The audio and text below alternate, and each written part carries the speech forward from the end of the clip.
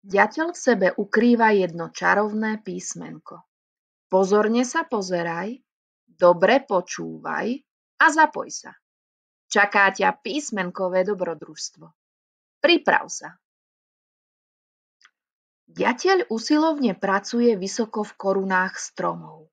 Niekedy sedí na kmeni a ako malý lekár lesa ďobe do dreva so svojím silným zobáčikom. Pri vyďobávaní červíčkov vydáva svoj obľúbený zvuk, v ktorom znie písmenko D. Počúvaj.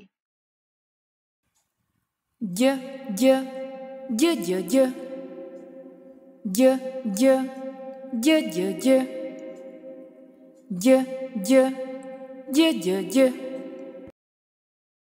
Možno tým lieči strom, alebo len chce niekoho k sebe privolať. Skús to s ním aj ty.